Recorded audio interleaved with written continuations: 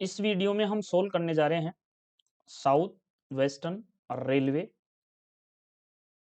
जो कि हुबली डिवीजन का क्वेश्चन पेपर है। और आप देख रहे हैं ये सीबीटी टेस्ट क्वेश्चंस है, computer based test. Junior engineer का पेपर है, CNW लेवल 6, 25% PRQ कोटे का है और मैकेनिकल का है। क्वेश्चन नंबर, इसमें जो क्वेश्चन नंबर है 110 है टोटल। 10 इसमें राजभाषा के दिए गए हैं जो कि प्रत्येक प्रश्न पत्र में होते हैं 10, और ये पेपर का जो राजभाषा के क्वेश्चन है ये पेपर का 10% होते हैं। टोटल इसमें प्रश्नों की संख्या 110 है और 1/3 नेगेटिव मार्किंग का प्रावधान है इस पेपर में। टेस्ट डेट आप देख रहे हैं 20 फरवरी 2024, यानी कि बिल्कुल लेटेस्ट पेपर है। 20 फरवरी 2024 बिल्कुल लेटेस्ट पेपर है। तो चलिए शुरुआत करते हैं। हम क्वेश्चन नंबर 1, क्वेश्चन नंबर है आपका पेंट्री कार का परिवहन कोड क्या है? पेंट्री कार का परिवहन कोड क्या है? तो यहाँ पे जो पेंट्री कार का परिवहन कोड होता है, transportation code of the pantry car is, तो ये आपके WCB होता है, WCB होता है। ये आपका मोस्ट है और सुपरहिट क्वेश्चन है। ये हर परीक्षा में आता रहता है, तो आप बहुत अच्छे तरीके से इसको, और ये किसी का गलत भी नहीं होता होगा क्योंकि जो तैयारी कर रहे होते हैं वो इस तरह के नॉर्मल इजी क्वेश्चन उनके ध्यान में रहता है, तो इस तरह की कोई यहाँ वो नहीं है। इसके अलावा जो महत्वपूर्ण है वो एक RA का पूछा जाता है जो कि प्रशासनिक एडमिनिस्ट्रेटिव होता है। इसके अलावा जो यहाँ पे VPH का आपसे पूछा जा सकता है, हाई कैपेसिटी पार्सल वाहन होता है। उसके अलावा एक जो इम्पोर्टेंट है वो पूछा जाता है LVPH। एल का मतलब यहाँ LHB हो जाएगा, लिंक ऑफ मैनबस। LVPH यानी LHB कोच का हाई कैपेसिटी पार्सल वैन, यानी ये नॉर्मल है VPH, इसमें L लगा देंगे तो ये LHB का हो जाएगा। तो यहाँ पे WCB के लिए पूछा गया था और ये बहुत मोस्ट क्वेश्चन है, रिपीट होता रहता है। तो यहाँ C आंसर हो जाएगा आपका, WCB is correct answer. Option C आपका यहाँ पे राइट होता है। इसके अलावा एक RH है, कभी कभी वो भी पूछ लिया जाता है, तो RH मेडिकल के लिए होता है। उसके बाद हम बात करेंगे question number 2, transportation codes of vestibule second class three tier sleeper coach fitted with self into 0002 generating electrical equipments, यानी 100 उत्पादक विद्युत उपकरणों से सुसज्जित वेस्टिबुल द्वितीय श्रेणी थ्री टायर स्लीपर कोच का परिवहन कोड क्या है? तो यहाँ पे जो परिवहन कोड दिया है थ्री टीयर स्लीपर कोच का जो परिवहन कोड पूछा गया है वो होता है आपके WGSCN। ये थ्री टायर स्लीपर कोच का होता है। इसके अलावा थर्ड AC का पूछ लिया जाए तो WGACCN होता है, ये आपके थर्ड AC का होता है।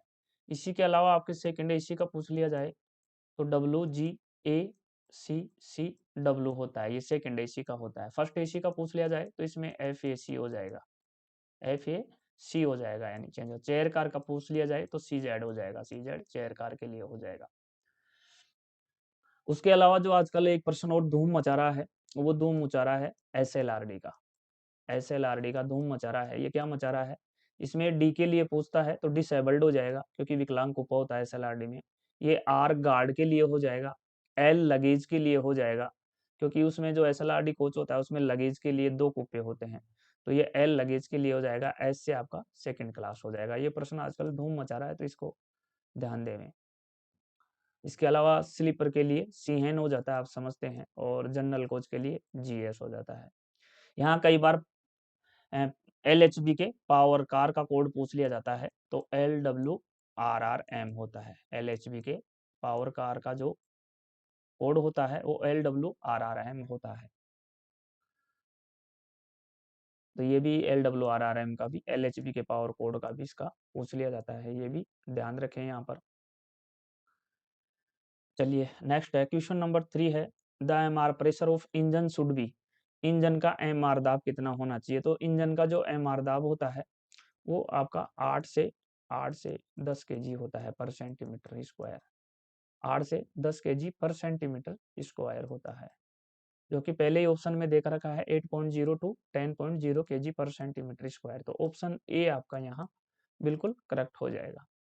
उसके बाद हम बात करेंगे question number 4, under how many classes HOER has been classified. HOER को कितने भागों में वर्गित किया गया है। तो सबसे पहले तो आपको ये इसकी जो फुल फॉर्म है वो आनी चाहिए, house of employment and regulation होता है, और ये 2005 में संशोधित हुआ था। ये 2005 में संशोधित हुआ था। पहले इसको क्या जाना जाता था, पहले इसे house of work period of rest के नाम से जाना जाता था।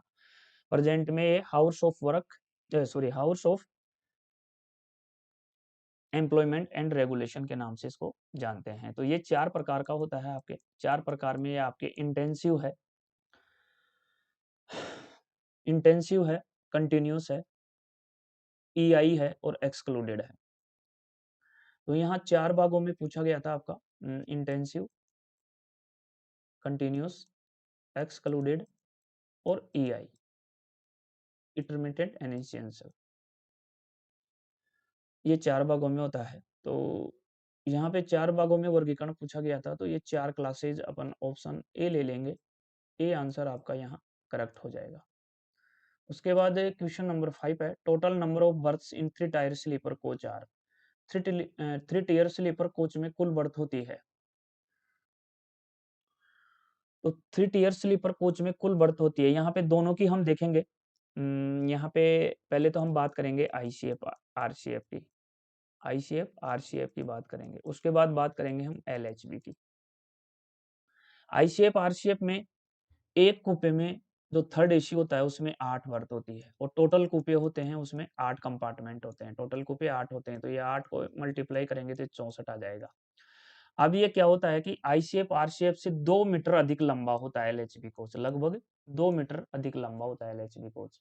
तो 2 मीटर अधिक लंबा होगा तो एक कूपा और इसमें एक्स्ट्रा हो जाता है, यानी 8 की जगह 9 कूपे हो जाते हैं इसमें। तो एक कूपे में 8 सीट होती है, 9 बर्थ होती है, सॉरी 8 बर्थ होती है, तो 9 कूपों में ये बेहतर हो जाएगी। तो यहाँ LHB का पूछे तो 72 हो जाएगा, और ICF RCF का पूछे तो 64 हो जाएगा। तो यहाँ क्वेश्चन में किसी भी प्रकार का ये नहीं दिया गया है कि LHB का पूछ रहा है ICF, तो हम इसको ICF RCF का मान के चलेंगे, क्योंकि 72 यहाँ किसी भी ऑप्शन में नहीं है, तो ये 64 है, तो इसका मतलब ICF RCF के संदर्भ में ये पूछा गया है, तो ऑप्शन ए ले लेंगे। उसके बाद हम बात करेंगे यहाँ पे, the position of handle to open angle cock is. खुला एंगल कोक की हैंडल की स्थिति होती है, खुला एंगल कोक के हैंडल की स्थिति होती है। तो ये जब भी ओपन की बात करें, ओपन की बात करें तो ओपन में हमेशा जो हैंडल की जो ही स्थिति होती है ओपन में, हमेशा वो पैरेलल होती है। आप किसी भी प्रकार का प्रश्न आए मैक्सिमम, उनमें समय अगर ओपन की स्थिति है तो वो पैरेलल होगी, वो पैरेलल होगी। तो यहाँ पे ओपन की स्थिति में पूछा गया है, तो ये जैसे लॉक है, तो लॉक हमेशा पाइप के पैरेलल होगा, यानी पाइप के, अगर ये लॉक यहाँ से यहाँ इसकी स्थिति में आ जाएगा, यानी पैरेलल होगा। तो जब भी ओपन की बात करें तो पैरेलल हो जाएगा। तो यहाँ पे ओपन की बात कर रहा है, खुला एंगल कोक की हैंडल की स्थिति, तो पैरेलल टू पाइप हो जाएगा। ऑप्शन ए यहाँ पे बिल्कुल आपका करेक्ट है। उसके बाद हम बात करेंगे, name the distance between axle box top and axle box crown. बहुत ही अच्छा प्रश्न है, सुपरहिट प्रश्न है, बार बार आता है, आप याद रखें। तो ये ए क्लियरेंस होता है, इसका जो आंसर होता है ए क्लियरेंस के लिए, ए क्लियरेंस के लिए ये एक्सल बॉक्स क्राउन बोल्ट और एक्सल बॉक्स टॉप के बीच की जो डिस्टेंस होती है, दूरी होती है, उसके लिए ए क्लियरेंस आता है। तो ए क्लियरेंस आपके ऑप्शन ए में दे रखा है, तो ए आंसर आपका बिल्कुल करेक्ट हो जाएगा। उसके बाद यहाँ बात करेंगे, piston stroke of box and wagon in empty condition is. साथियों ये प्रश्न भी धूम मचा रहा है और आजकल खूब आ रहा है, जो विभिन्न जो डिवीजन है उनमें समय ये प्रश्न आजकल खूब बार रिपीट हो रहा है। यानी बॉक्स एंड एक्सन वैगन का, यहाँ एम्प्टी कंडीशन में बॉक्स एंड वैगन का पिस्टन स्ट्रोक पूछा गया है, जो कि 85 + 10 एम्प्टी कंडीशन में होता है। और लोडेड की बात करें और लोडेड की बात करें तो लोडेड कंडीशन में ये 130 प्लस माइनस 10 होता है। लोडेड कंडीशन में ये 130 प्लस माइनस 10 होता है। तो यहाँ ऑप्शन ए ले लेंगे क्योंकि यहाँ एमपीटी के लिए पूछा गया था। और यहाँ अगर लोडेड कंडीशन के लिए पूछता तो फिर 130 प्लस माइनस 10 ले लेते। तो यहाँ ऑप्शन अपना A answer is correct answer हो जाएगा। उसके बाद हम बात करेंगे question number 9, permissible variation in wheel tread diameter for your wheeled trolley on the same coach on BG is while training the wheel. BG पर एक ही कोच पर चौपहिया ट्रॉली के लिए पहिया सेट व्यास में अनुमेय घटबढ़ भिन्नता है पहिया घुमाते समय। तो इसका सीधा सा फंडा यही है, इस क्वेश्चन का ट्रिक यही है कि अगर ये कोच के संदर्भ में पूछा जाए तो आप इसको याद रखें 0.5 और 5 mm और 13 mm, यहाँ mm लिख लेते हैं। और यदि ये बैगन में पूछा जाए तो बैगन के लिए आप याद रखें 0.5 mm,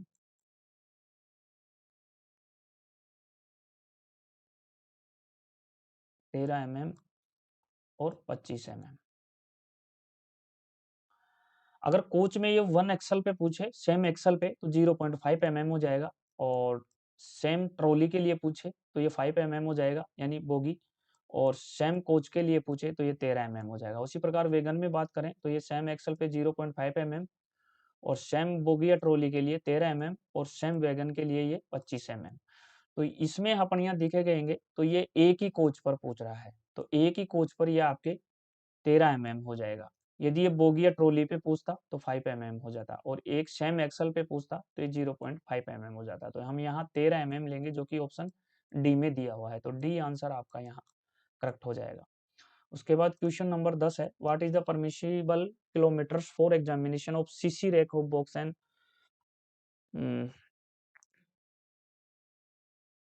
यानी दक्षिणी पश्चिमी रेलवे में बॉक्स एंड प्रकार के स्टॉक के सीसी रैक की जांच के लिए अनुमत किलोमीटर क्या है।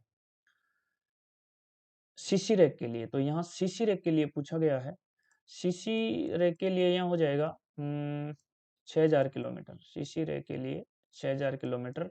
और डेज हो जाते हैं आपके 1 महीना, 30 डेज। और यहाँ पे अगर प्रीमियम रैक का पूछता तो फिर ये हो जाता आपके 7500 किलोमीटर, 7500 किलोमीटर और 35 डेज।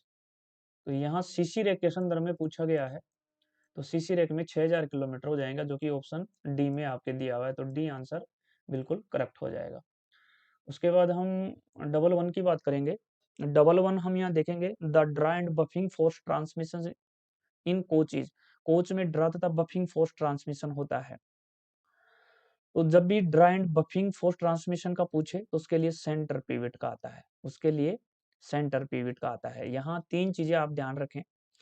एक आप सेंटर पिवट ध्यान रखें, सेंटर पिवट 3% पूछे जाते हैं ये, और तीनों में कंफ्यूज नहीं है। एक सेंटर पिवट होता है, एक आपका साइड बियरर होता है,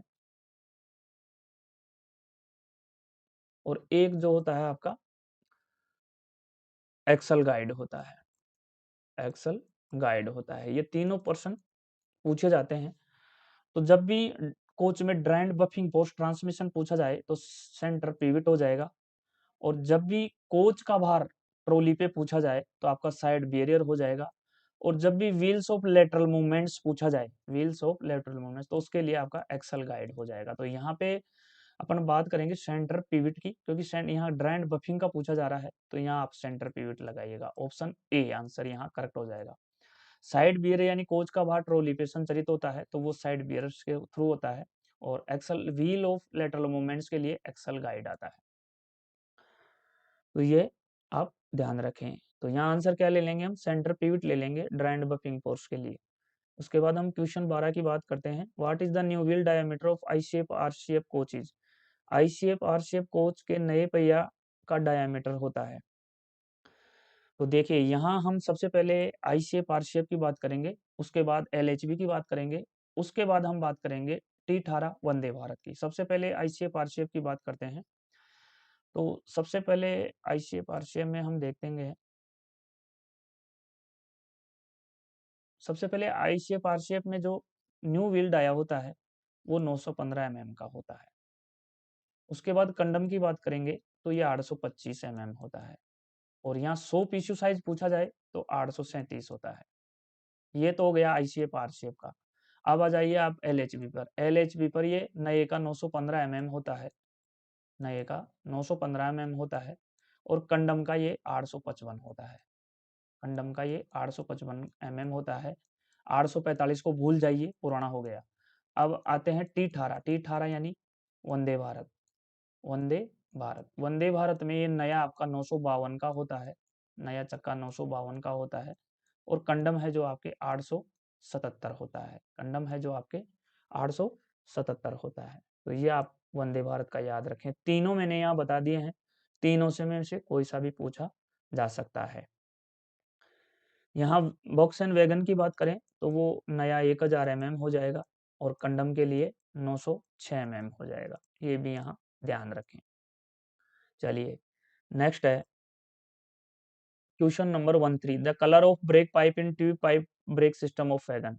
दोहरे पाइप ब्रेक प्रणाली में वैगनों में ब्रेक पाइप का रंग कैसा होता है? तो दोहरे पाइप ब्रेक प्रणाली में वैगनों में ब्रेक पाइप का रंग कैसा होता है? तो अपन जानते हैं यहाँ बीपी और एफपी। एफपी का व्हाइट होता है और बीपी का ग्रीन होता है। बीपी का ग्रीन होता है। कई बार इनकी फुल फॉर्म पूछ ली जाती है। तो बीपी से ब्रेक पाइप हो गया, और एफपी से फीड पाइप हो गया। एफपी से फीड पाइप हो गया। प्रेशर इनका पूछ लिया जाता है। ब्रेक पाइप का 5 kg पर सेंटीमीटर स्क्वायर होता है, और फीड पाइप का 6 kg सेंटीमीटर स्क्वायर होता है। इसके अलावा कई बार इनसे जो जुड़ते हैं, जैसे एफपी से एआर जुड़ता है और बीपी से सीआर जुड़ता है, तो इनका भी प्रेशर पूछ लिया जाता है। तो यहाँ एआर का प्रेशर पूछे तो ये 6 kg सेंटीमीटर पर स्क्वायर होता है, और सीआर कनेक्ट होता है बीपी से, तो बीपी का प्रेशर 5 kg सेंटीमीटर स्क्वायर होता है। ये भी यहाँ ध्यान रखें। तो यहाँ ब्रेक पाइप का रंग पूछा गया था जो कि हरा होता है। तो यहाँ बताया मैंने आपका ब्रेक पाइप का ग्रीन होता है। तो ग्रीन यहाँ सी ऑप्शन में दिया है, इसलिए सी आंसर यहाँ राइट हो जाएगा। चलिए उसके बाद 1/4 की बात करते हैं। Cut off angle cock is open position of Henle is. Handle की खुली स्थिति में विच्छेद कोण टोटी पर होता है। तो मैंने कभी भी हमेशा ओपन की बात करी है, तो आप कभी भी है ना ओपन के लिए आप कभी भी आंख मीच के पैरेलल लिख सकते हैं। ओपी के लिए आप आंख मीच के, जब भी ओपन की बात करें तो ओपन के लिए आप हमेशा आंख मीच के पैरेलल का उत्तर दे सकते हैं। और कभी भी टेस्ट के अंदर आपका पूछे कि क्लोज पोजीशन में या ओपन पोजीशन में, तो जब भी किसी भी प्रकार का टेस्ट हो, टेस्ट में पूछे कि ओपन पोजीशन में टेस्ट किया जाएगा या क्लोज पोजीशन में टेस्ट किया जाएगा, तो हमेशा उसके लिए आप ध्यान रखें ओपन पोजीशन।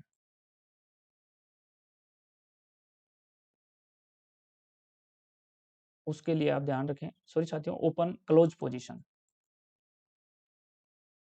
तो यहाँ पे क्या पूछा गया था, हैंडल की खुली स्थिति में विच्छेद कोण टोटी पर होती है। तो ये आप ओपन में पूछा गया है, यहाँ ओपन, तो ओपन के लिए आप देख सकते हैं पैरेलल आ जाएगा। और जितने भी टेस्ट होते हैं वो ऑफ कंडीशन में होते हैं, यानी कि क्लोज पोजीशन में होते हैं, ये ध्यान रखें। तो यहाँ पैरेलल यानी कि ओपन की स्थिति में पैरेलल आ जाएगा, तो पाइप टू पाइप के समानांतर। तो यहाँ ऑप्शन ए बिल्कुल करेक्ट हो जाएगा। उसके बाद क्वेश्चन नंबर 15 है, condemning size of radius at the top of flange sharp flange of BG main line coach wheel is. यहाँ पे जो सबसे ज्यादा पूछा जाता है वो वैसे तो पूछा जाता है फ्लैट फ्लेसेस, वो वैगन के लिए 60 होता है, और कोच के लिए 50 होता है। ये सबसे ज्यादा सुपरहिट है, अधिकतर ये पूछा जाता है। यहाँ पर पूछा गया है वो शार्प फ्लेंज पूछा गया है। तो शार्प फ्लेंज का जो यहाँ होता है वो 5 होता है, कंडमिंग के लिए 5 होता है, और न्यू के लिए ये आपका 13.5 हो जाएगा। न्यू के लिए ये 13 हो जाएगा, 13.5। तो ये ऑप्शन बी यहाँ बिल्कुल करेक्ट है। उसके बाद हम बात करते हैं 16, when brake indicator shows green the brake will be. यहाँ पे दो होते हैं, एक आपका रेड होता है और एक होता है ग्रीन। एक होता है ग्रीन। तो यहाँ ग्रीन के लिए पूछा गया है, ग्रीन की स्थिति में ये रिलीज होता है और रेड की स्थिति में ये अप्लाइड होता है। रेड की स्थिति में ये अप्लाइड होता है और ग्रीन की स्थिति में ये रिलीज होता है। जब ब्रेक संकेत हरा दर्शाता है तो ब्रेक रिलीज होता है और जब लाल की स्थिति में अप्लाइड होता है। तो यहाँ पे आंसर क्या लेंगे हम यहाँ पे ऑप्शन ए लेंगे, ग्रीन की स्थिति में रिलीज और रेड की स्थिति में अप्लाइड। तो यहाँ ऑप्शन ए हो जाएगा। यहाँ ग्रीन के लिए पूछा गया है तो ग्रीन के लिए रिलीज। उसके बाद बात करेंगे हम 1 से 1। How many days of leave on of HLAP in year can be credit to an employ. एक कर्मचारी के खाते में एक वर्ष में कितनी अर्ध औसत वेतन छुट्टी जमा किया जा सकता है। यहाँ एक कैलेंडर के लिए एक कैलेंडर वर्ष में पूछा गया था, तो एक कैलेंडर में वर्ष में ये 10 और 10, यानी एक कैलेंडर वर्ष में ये 20 जमा की जाती है। कैसे की जाती है?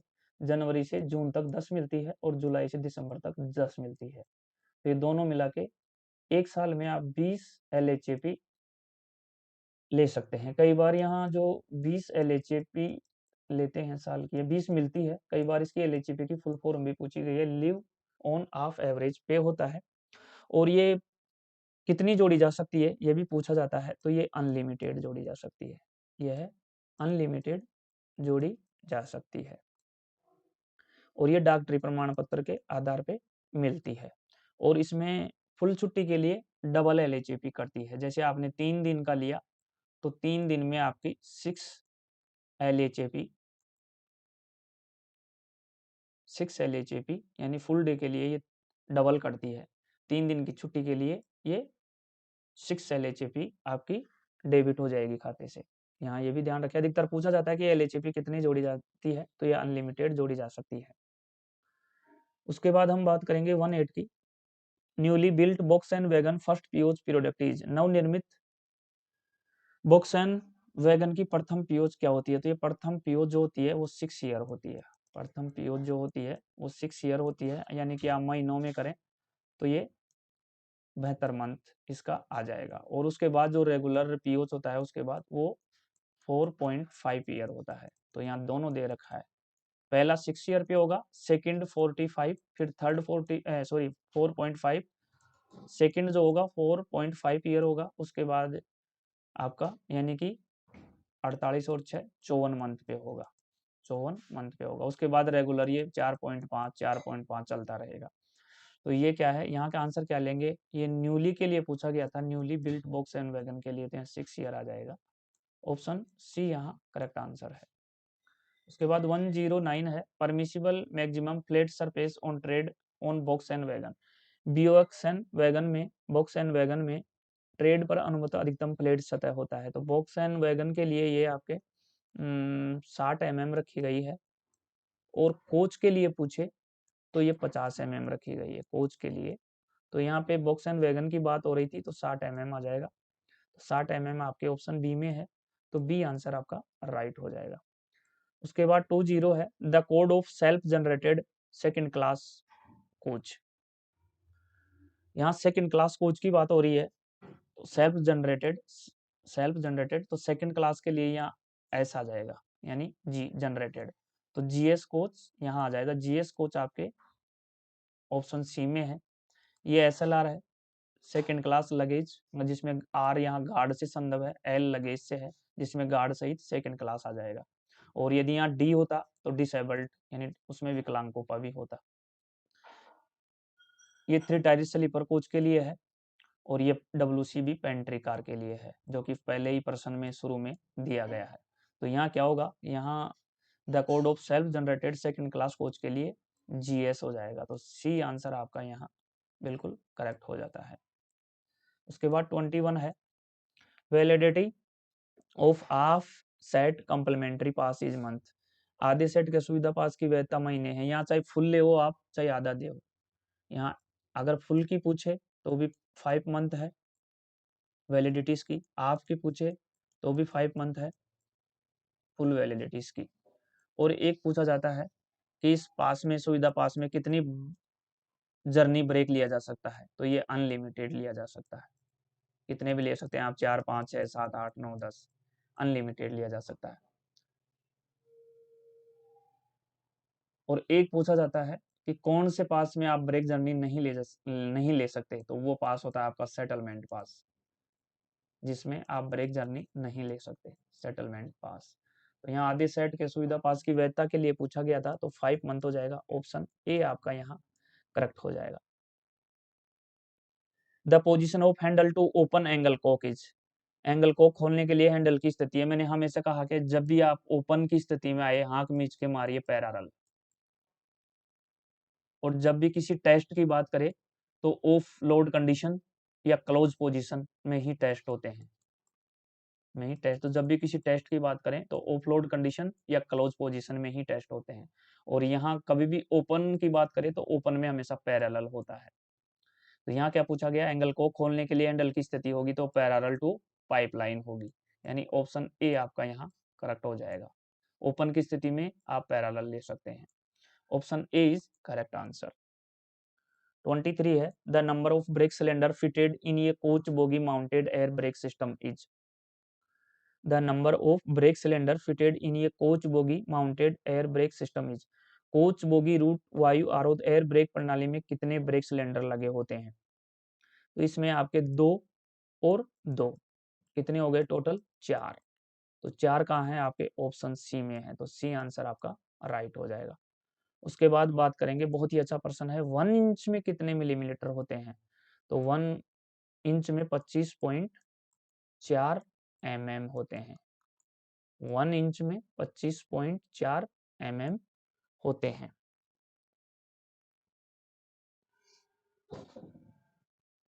वन इंच के लिए यहाँ पूछा गया था, जिसमें आपके 25.4 होते हैं।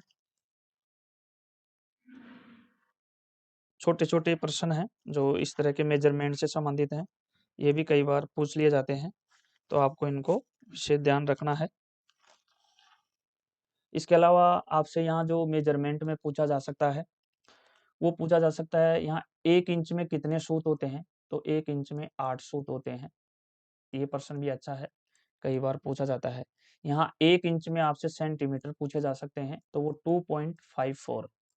2.54 सेंटीमीटर होता है, यानी इस बिंदी को उठा के इसके बीच में लगा दीजिए, सेंटीमीटर हो जाएगा। उसके बाद आपसे 1 मीटर में फुट पूछा जा सकता है, तो 1 मीटर में 3.28 फुट होते हैं। उसके अलावा 1 फुट में सेंटीमीटर पूछा जा सकता है, तो 1 फुट में आपके 30.28 30 आपके 30.48 1 फुट में 30.48 सेंटीमीटर होते हैं। उसके अलावा 1 गैलन में कितने लीटर होते हैं, ये आपसे पूछा जा सकता है। 1 गैलन में 4.54 लीटर होते हैं, 4 लीटर होते हैं।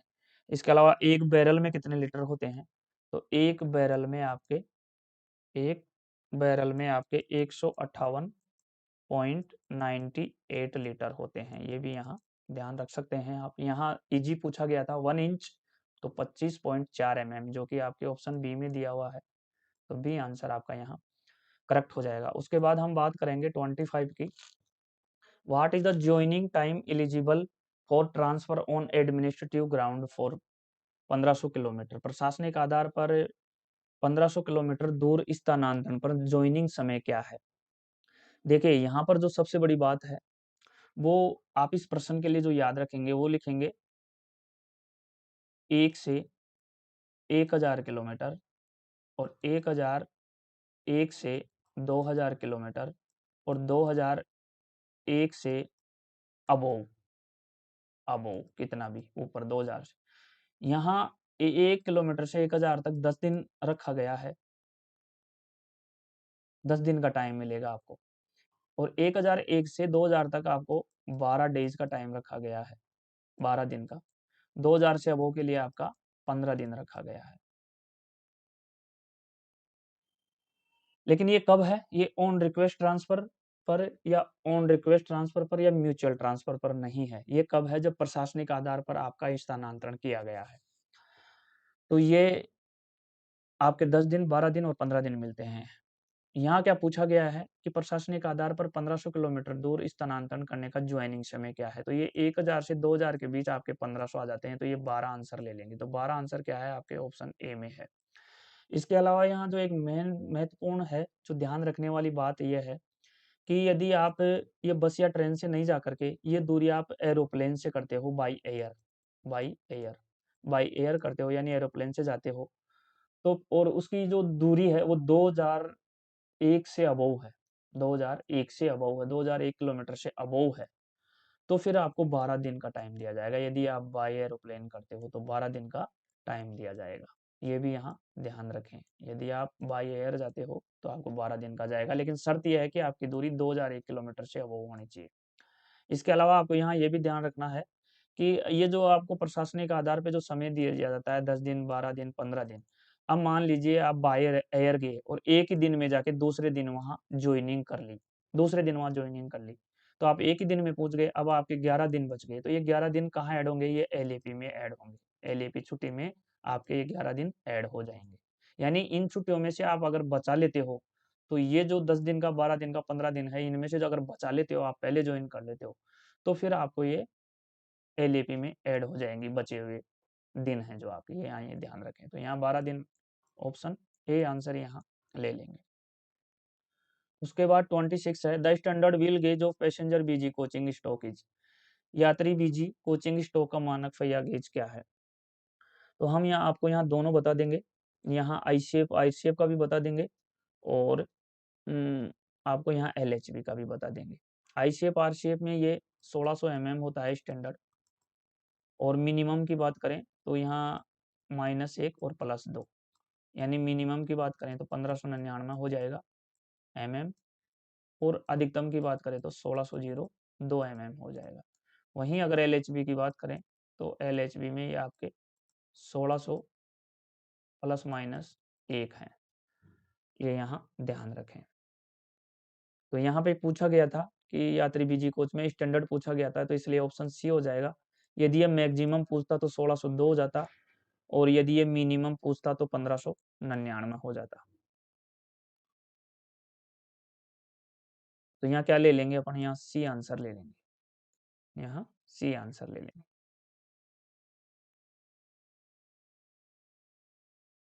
नेक्स्ट है 27 है, permissible variation in wheel tread diameter for four wheel trolley on the same trolley on BG bogie wagon while changing the wheel is. पहिया बदलते समय है, पहिया बदलते समय बीजी बोगी वैगन पर एक ही ट्रॉली पर चौपहिया ट्रॉली के नए पट में अनुमत गड़बड़ कितनी है? देखिए यहाँ पर वैगन पर पूछा गया है, एक ही ट्रॉली पर पूछा गया है, तो वैगन के लिए ये 0.5 सेम एक्सल हो जाएगा, और ट्रॉली के लिए आपका ये 13 mm हो जाएगा, और वैगन के लिए ये 25 mm हो जाएगा। यहीं यदि कोच की बात करें तो ये कोच में 0.5 mm आपके सेम एक्सल पे हो जाएगा, और ट्रॉली पे बात करें तो ये 5 mm हो जाएगा, और कोच पे बात करें तो ये 13 mm हो जाएगा।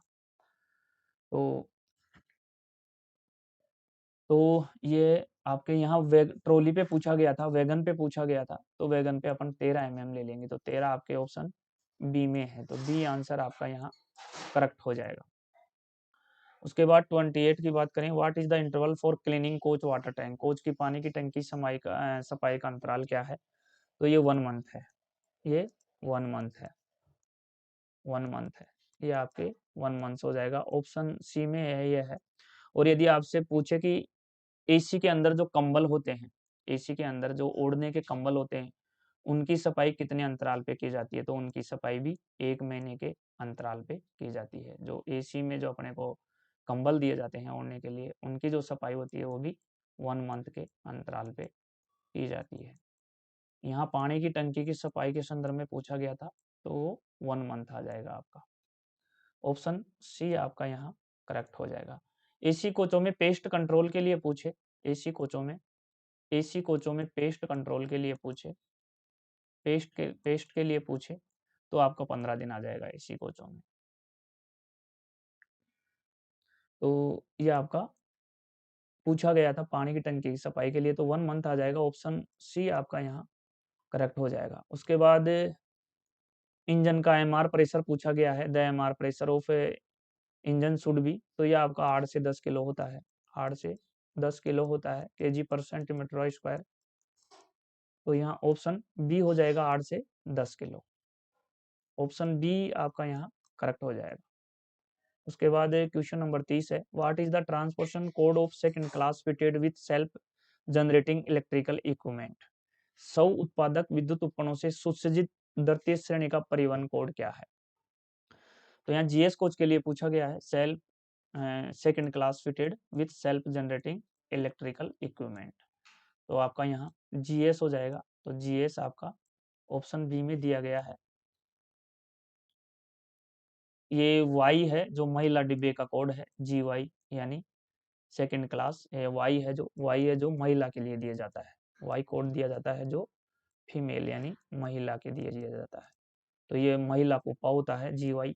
जीएस जर्नल कोच होता है, और ये जो होता है एस जी सेल्फ जनरेटिंग होता है, और ये जीएसडी जो होता है तो ये जर्नल कोच जिसमें विकलांग का कोपा होता है, डिसेबल्ड होता है। इसमें एक आपका जीएसआरडी जीएसआरडी एक होता है आपका जीएसएलआर, और एक होता है आपका एसएलआरडी। तो ये जीएसआरडी होता है, इसमें ये डी से डिसेबल्ड है, और आर से गार्ड है, और जीएस से जर्नल कोच है। तो जिसमें गार्ड का कोपा भी होगा, और विकलांग का कोपा भी होगा, डिसेबल्ड, और जीएस यानी जर्नल कोच भी होगा, और जीएसआरडी हो जाएगा। और जो जीएसएलआर है उसमें यानी पैसेंजर वो भी पैसेंजर डिब्बा भी होगा सेकंड क्लास। एल से यहाँ लगेज होगा, आर से यहाँ गार्ड होगा, यानी इसमें डी नहीं है, तो यानी इसमें डिसेबल्ड नहीं होता है। इसमें लगेज होता है, और गार्ड का कुप्पा होता है, लगेज का कुप्पा होता है, और पैसेंजर का कुप्पा होता है, तो ये जीएसएलआर हो जाएगा। और जो एसएलआरडी होता है उसमें लगेज का कुप्पा होता है, आर से यहाँ गार्ड का कुप्पा होता है, डी से यहाँ डिसेबल्ड विकलांग का कुप्पा होता है। तो एसएलआरडी में लगेज का कुप्पा भी होता है, गार्ड का भी होता है, डिसेबल्ड का भी होता है, वो आपके एसएलआर हो जाएगा, एसएलआरडी हो जाएगा। इस एसएलआरडी में पूछा जाता है कई बार, इसमें कितने बायोटैंक लगाए जाते हैं, एसएलआरडी में कितने बायोटैंक होते हैं? तो एसएलआरडी कोच में 2 बायोटैंक होते हैं, बाकी और कोचों में 4 बायोटैंक होते हैं, यानी लेबोरेटरी के नीचे लगाया जाता है। तो इसमें 2 लेबोरेटरी होती है, क्योंकि लगेज में लेबोरेटरी होती नहीं है। एक गार्ड के में लेबोरेटरी होती है, उसके नीचे लगाया जाता है, और एक डिसेबल्ड के नीचे लगाया जाता है। तो 2 यहाँ आपके बायोटैंक होते हैं। तो एसएलआरडी कोच में 2 बायोटैंक होते हैं, बाकी और कोचों में 4 होते हैं। यानी लेबोरेटरी 3 है तो 3 बायोटैंक होंगे, और 4 है तो 4 बायोटैंक होंगे, और 2 लेबोरेटरी होगी तो 2 बायोटैंक होंगे। और यहाँ महिला डिब्बा परिवहन का कोड पूछ लिया जाता है, तो वाई इंडिकेट महिला डिब्बे के लिए इंडिकेट है। तो यहाँ पूछा क्या गया था, यहाँ परिवहन कोड पूछा गया था द्वितीय श्रेणी का परिवहन कोड जीएस कोच हो जाएगा, तो ऑप्शन जीएस आपका यहाँ करेक्ट हो जाएगा। उसके बाद 31 है, in air brake system the rate of leakage should not be more than.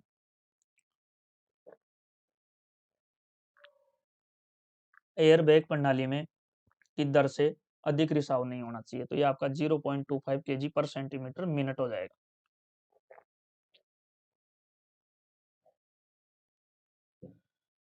ये आपका जो 0.25 kg पर सेंटीमीटर स्क्वायर मिनट हो जाएगा। ऑप्शन बी है जो आपका यहाँ बिल्कुल करेक्ट हो जाएगा। यहाँ जो 32 दे रखा है वो दे रखा है, in coach the load transmission takes place through. Coach में भार संचरण मैंने पहले ही बता रखा है, आप एक याद रखें, साइड बियरर, साइड बियरर याद रखें, एक रखें आप सेंटर पिवट, एक रखें आप एक्सल गाइड, एक्सल गाइड। ये साइड बियर होता है, ये the load transmission take place through के लिए, यानी कि कोच का भार संचरण किसके माध्यम से होता है, तो ये साइड बियर के माध्यम से होता है। ऑप्शन सी यहाँ आपका बिल्कुल करेक्ट हो जाएगा। एक ड्राइंड बफिंग गियर का आता है, ड्राइंड बफिंग गियर के लिए आपका सेंटर पिविट हो जाएगा। एक व्हील ऑफ लेटरल्स मूवमेंट्स के लिए आता है, तो व्हील ऑफ लेटरल्स मूवमेंट के लिए आपका एक्सल गाइड हो जाता है। तो तीनों प्रश्न आप ध्यान रखें, तीनों में से एक पूछा जाता है, तीनों में से एक पूछा जाता है। उसके बाद क्वेश्चन नंबर 33 है, what is the colour code of a group coil spring. A समूह कुंडली कमानी ग्रुप कोयल स्प्रिंग का वर्ण क्या है। तो इसके लिए हमने एक ट्रिक बना रखी है, पीनी है। क्या पीनी है? चाय पीनी है, कॉफी पीनी है, पानी पीना है, कोल्ड ड्रिंक पीना है, जो आपके जचे जो पिए, जो आपकी इच्छा होती है वो पिए, लेकिन मादक पदार्थों का सेवन नहीं करें। तो यहाँ पीनी है। अगर मादक पदार्थों का सेवन करेंगे तो आपको रेलवे सर्विस कंडक्ट रूल 22 लागू हो जाएगा, जो कि ड्यूटी पे जाने से पहले 8 घंटे से पहले किसी भी प्रकार का नशीली गोलियों का सेवन नहीं करें, वाइन नहीं पिए, शराब नहीं पिए, वो लागू हो जाएगा। तो ये rule number service conduct rule number 22 में आता है, ये ध्यान रखें।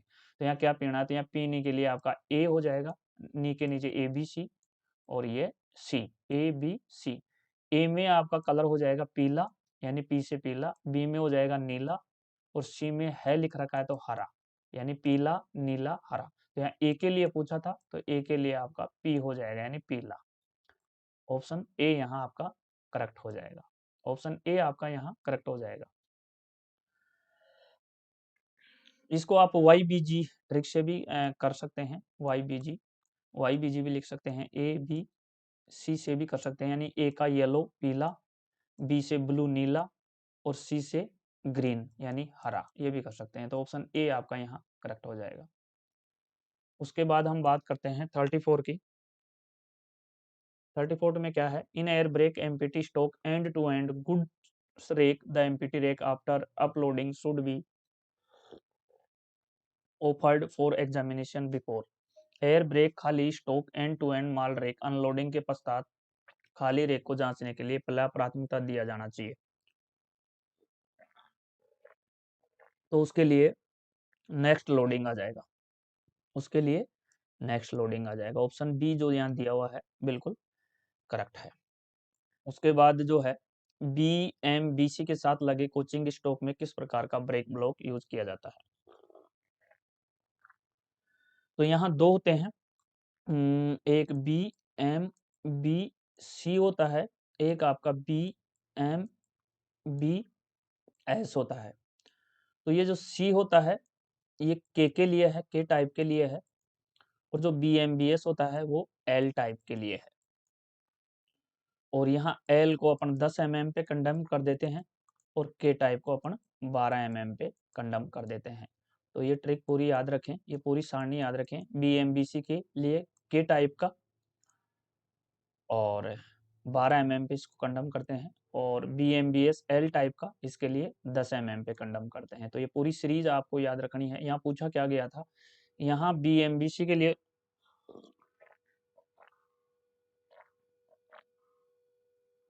सॉरी साथियों, तो ये जो बी एम बी सी के लिए पूछा गया था, तो बी एम बी यानी bogie mounted brake cylinder, bogie mounted brake system, यानी सी से यहाँ सिलेंडर हो जाएगा, एस से यहाँ सिस्टम हो जाएगा, बाकी bogie mounted brake cylinder, bogie mounted brake system. तो यहाँ सी के लिए पूछा गया था, तो सी के लिए आपका के टाइप आ जाए, तो के आपका यहाँ राइट हो जाएगा, तो ऑप्शन बी यहाँ करेक्ट है। उसके बाद हम बात करते हैं 36, check valve with choke allows air from. Choke के साथ वाल्व की जांच निम्न की वायु निकालने के लिए करें।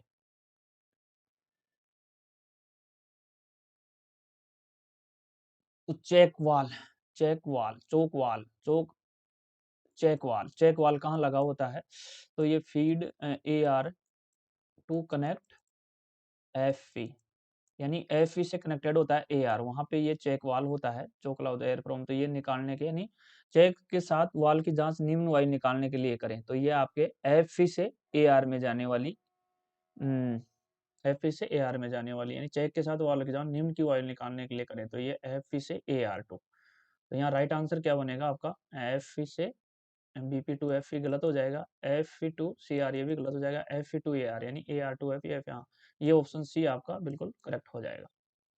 उसके बाद 37 है, what is the frequency of verification of stores with impressed holders. Impressed holders के लिए यहाँ ए की बात करें तो 6 मंथ, बी की बात करें तो आपके 12 महीने, और सी की बात करें तो 24 मंथ। तो यहाँ पूछा क्या गया, what is the frequency of variation of store with impressed holder के लिए, तो इम्प्रेस्ड होल्डर के लिए आपका 24 मंथ हो जाएगा, जो कि आपके ऑप्शन बी में है, यानी 2 ईयर। 24 मंथ का मतलब 2 ईयर, ऑप्शन बी आपका यहाँ करेक्ट हो जाएगा। अगर अग्रदायी धारक के साथ सत्यापित भंडार की फ्रीक्वेंसी है तो ये 2 साल में एक बार है। Option 38, in air brake system the thread joints are tighten with which type of tape, air brake प्रणाली में थ्रेड जॉइंटों को कसने के लिए किस प्रकार का टेप का उपयोग किया जाता है, तो ये टेफ्लॉन टेप का प्रयोग किया जाता है। सुपर 8% है और इजी है, हर परीक्षा प्रश्न पत्र में आता रहता है, यहाँ भी आ गया है टेफ्लॉन टेप, तो ये बी ऑप्शन आपका बिल्कुल करेक्ट हो जाएगा। यहाँ पूछा गया है ICF buffer plunger is made of, बहुत ही सुपर हिट प्रश्न है और हर परीक्षा में लगभग आ रहा है। आईसीएफ बफर प्लंजर किसका बना होता है, तो ये किस कास्ट स्टील का बना होता है, सी आंसर इज करेक्ट है, कास्ट स्टील का ये बना होता है। भरी हुई स्थिति में आईसीएफ कोच में बफर की न्यूनतम अनुमेय ऊंचाई है, यहाँ 3 आपसे पूछा जा सकता है। एक तो एमपीटी कंडीशन में पूछा जा सकता है, एमपीटी कंडीशन में यहाँ से मैक्सिमम और मिनिमम दोनों पूछी जा सकती है आपसे, मैक्सिमम और मिनिमम, तो मैक्सिमम हो जाएगी आपकी 1105 mm और मिनिमम हो जाएगी 1090 mm, 1090 mm मिनिमम हो जाएगी और ये मैक्सिमम हो जाएगी 1105। इसके अलावा यहाँ पूछा जा सकता है लोड कंडीशन का, जो तीसरा पूछा जाता है, और लेड कंडीशन का पूछा जाता है, लोड कंडीशन में कितनी होती है, तो लोड कंडीशन में ये 1030 होती है, 1030 mm होती है। लोडिंग कंडीशन में ये लोड की स्थिति में 1030 mm होती है और एमपीटी कंडीशन में ये मिनिमम 1090 और अधिकतम 1105। तो यहाँ क्या पूछा गया था, यहाँ भरी हुई स्थिति में कोच की मिनिमम पूछा गया था, तो 1030 आपका आंसर आ जाएगा, ऑप्शन सी यहाँ बिल्कुल करेक्ट हो जाएगा। उसके बाद 41 की बात करेंगे, what is wear limit of draw hook of root of near point of connected with bent link, bent link के साथ संपर्क बिंदु के निकट रूट के ड्रा हुक की घिसाई की सीमा क्या है, तो ये 13 mm है, ऑप्शन डी बिल्कुल यहाँ राइट है। क्वेश्चन नंबर 42 है, फुल फॉर्म ऑफ डब्ल्यूएसपी, डब्ल्यूएसपी की फुल फॉर्म पूछी गई है तो व्हील स्लाइडिंग प्रोटेक्शन होता है, व्हील स्लाइडिंग प्रोटेक्शन होता है, तो आपका यहाँ डब्ल्यू से व्हील, एस से आपका यहाँ स्लाइडिंग और पी से यहाँ आपका प्रोटेक्शन हो जाएगा, तो सी आंसर आपका यहाँ बिल्कुल करेक्ट हो जाएगा। उसके बाद 43 की बात करेंगे, what is the weakest link of the H type tight lock centre buffer coupler, ये बहुत ही सुपरहिट प्रश्न है और हर परीक्षा में आता रहता है। तो यहाँ एच टाइप के टाइट लॉक मध्य बफर कपलर की सबसे जो कमजोर कड़ी होती है वो नकल होती है, ऑप्शन बी यहाँ आपका बिल्कुल करेक्ट हो जाता है। क्वेश्चन नंबर 44 है, in ABC analysis which items are given more attention from inventory control point of view, क ख ग यानी एबीसी, क ख ग यानी एबीसी विश्लेषण में इन्वेंटरी नियंत्रण पॉइंट की दृष्टि से किन मुद्दों पर अधिक ध्यान दिया जाता है, तो यहाँ जो ए बी सी यानी क ख जो होता है, क ख उनमें ए पे सबसे ज्यादा ध्यान दिया जाता है, तो ए ऑप्शन आपका यहाँ बिल्कुल ए कैटेगरी क श्रेणी आपकी बिल्कुल राइट हो जाएगी।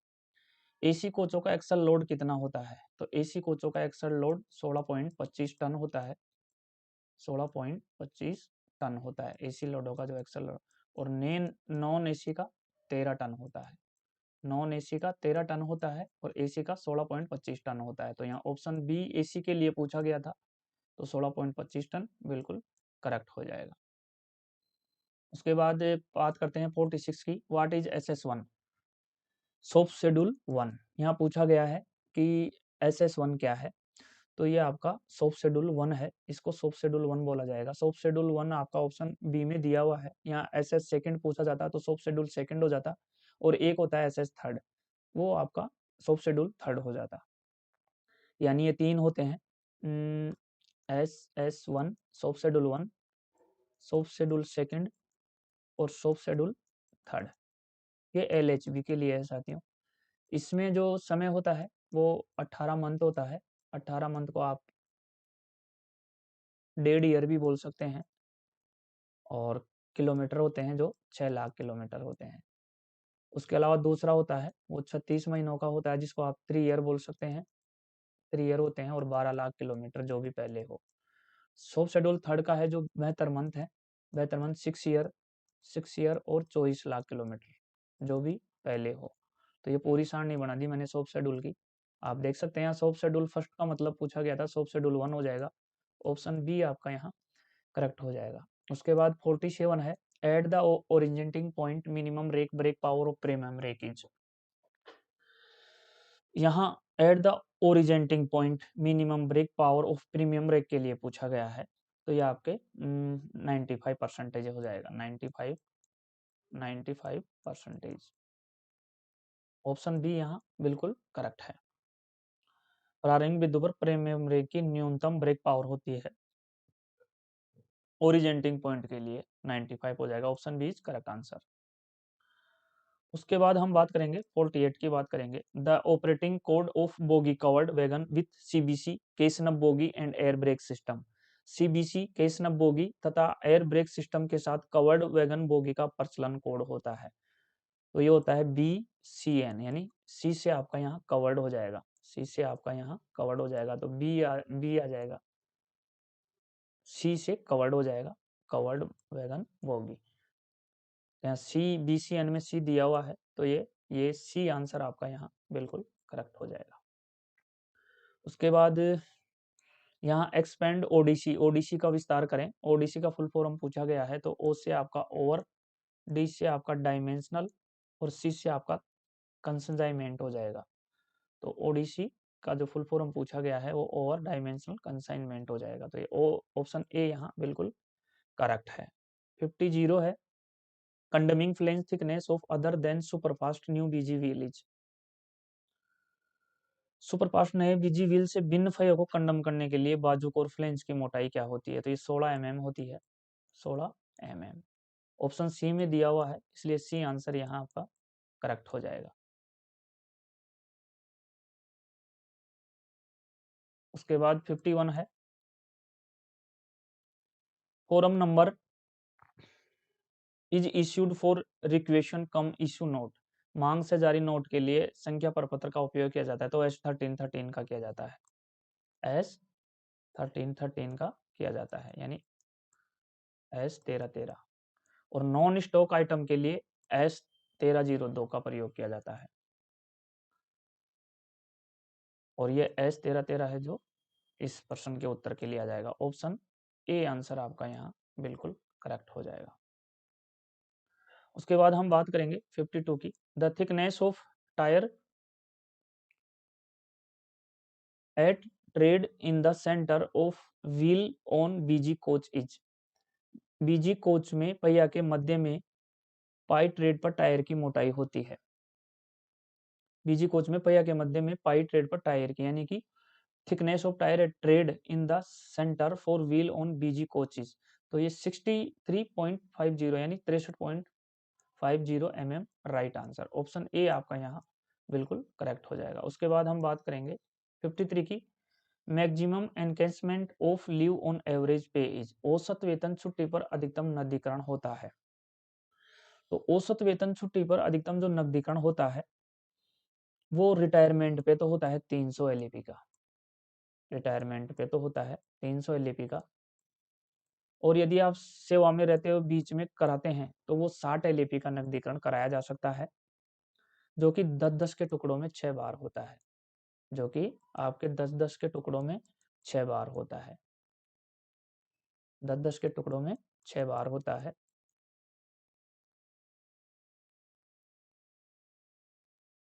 10-10 के टुकड़ों में 6 बार होता है, और ये 2 साल के गैप पे होता है, जिसको अपन ब्लॉक पीरियड बोलते हैं, 2 साल के गैप पे होता है। इस 10 छुट्टियों का नकदीकरण कराने के लिए आपके अकाउंट में कम से कम 40 LAP का होना जरूरी है, और नकदीकरण कराने के बाद 30 LAP का शेष रहना आपके अकाउंट में, 30 LAP का शेष रहना आपके अकाउंट में जरूरी है। यदि आपके पास 39 भी है, 39 भी है, तो आप इन 10 LAP का नकदीकरण नहीं करा सकते, ये ध्यान में रखें। तो यहाँ ऑप्शन ए आ जाएगा, ऑप्शन ए आ जाएगा, बिल्कुल करेक्ट है, 60 डेज। उसके बाद है दुर्घटना के 4 लंबे सायरन तथा एक छोटा सायरन का अर्थ क्या है, तो यहाँ 4 लंबे साइड अनकार्त है, मेन लाइन ब्लॉक्ड है और एक्सीडेंट रिलीफ मेडिकल वाहन की जरूरत है। तो ये आपके ऑप्शन सी में दिया हुआ है, तो सी आंसर बिल्कुल आपका बिल्कुल करेक्ट हो जाएगा। उसके बाद 55 है, what is the diameter of branch pipe attach to PEA passenger emergency alarm valve. PEAV से जुड़ी शाखा पाइप का व्यास क्या है। तो ये जो पीईएवी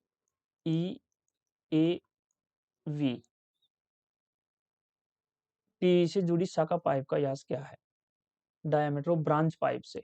तो ये ब्रांच पाइप बीपी, इसका जो डायमीटर होता है वो 20 mm होता है, 20 mm होता है। ऑप्शन डी में जो दिया गया है बिल्कुल करेक्ट है। क्वेश्चन नंबर 56 है, how many break journey are admissible in privilege pass. सुविधा पास में कितनी यात्रा विराम की अनुमति होती है। तो अपन इसमें जो यात्रा विराम लेते हैं वो कितनी भी हो सकती है, 4, 5, 6, 7, 8, 9, 10। इसके अलावा जो इसकी वैलिडिटी होती है वो 5 मंथ होती है। और ये ग्रुप और सी डी कर्मचारी को 5 साल की सर्विस के बाद 3 सेट मिलते हैं, 3 सेट मिलते हैं। 5 साल की सर्विस तक सिर्फ 1 सेट मिलता है और 20 साल की सर्विस के बाद ये अब 2 सेट कर दिए गए हैं, 2 सेट नए नियमों के अनुसार 2 सेट कर दिए गए हैं 20 साल की सर्विस के बाद। अधिकारी के मामले में ये अधिकारी को 6 पास मिलते हैं, 6 पास सेट मिलते हैं, तो उनको 20 साल की सर्विस के बाद 3 सेट पास कर दिए हैं, ये ध्यान रखें। तो ऑप्शन सी आपका यहाँ करेक्ट आंसर है। क्वेश्चन नंबर 57 है, issue and recruitment schedule for imprest store is prepared in form number. यहाँ issue and recruitment schedule for imprest store के लिए पूछा गया है, is prepared for form number, कौन से फोरम नंबर का यूज किया जाता है। तो ये आपके S1830 ऑप्शन जो बी में दिया हुआ है, अग्रदाई भंडार के लिए जारियों प्रतिपूर्ति अनुसूची प्रपत्र संख्या में तैयार किया जाता है। ये S1313 है जो आपके अभी प्रश्न पत्र में ऊपर आया था स्टॉक आइटम के लिए, और ये 1302 है जो आपके नॉन स्टॉक आइटम के लिए। तो यहाँ पूछा गया है issue and recruitment schedule for imprest store is prepared in form number, तो आपका S1830 ऑप्शन बी आपका यहाँ करेक्ट हो जाएगा। उसके बाद हम बात करेंगे SLRD में डी का संकेत है। SLRD में डी का संकेत है जो आपके डिसेबल्ड पोर्शन हो जाएगा, ऑप्शन डी आपके यहाँ करेक्ट हो जाता है। SLRD में आपके एस से सेकंड क्लास, एल से लगेज, आर से गार्ड और डी से डिसेबल्ड, तो ये डी ऑप्शन आपका बिल्कुल यहाँ करेक्ट हो जाएगा। क्वेश्चन नंबर 59 है, form is issue to nominate inquiry officer, जांच अधिकारी की नियुक्ति के लिए कौन सा स्टैंडर्ड फॉर्म यूज किया जाता है। तो जांच अधिकारी के लिए SF7 किया जाता है, option A is correct answer. SF5 major penalty, SF2 deemed suspension, SF11 है जो माइनर पेनल्टी, तो ए आंसर यहाँ बिल्कुल करेक्ट हो जाएगा।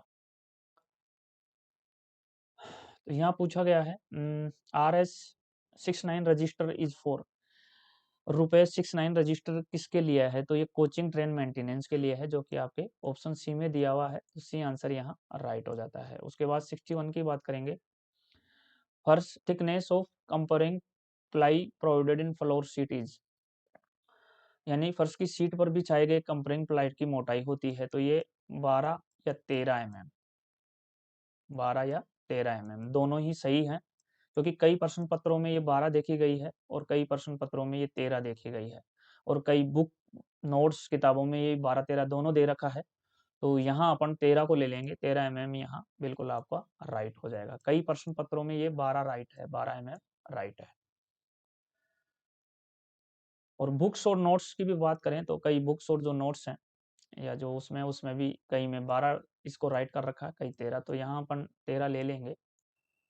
यहाँ 13 आंसर आपका राइट हो जाएगा, क्योंकि इसमें 13 भी राइट है और 12 भी राइट है।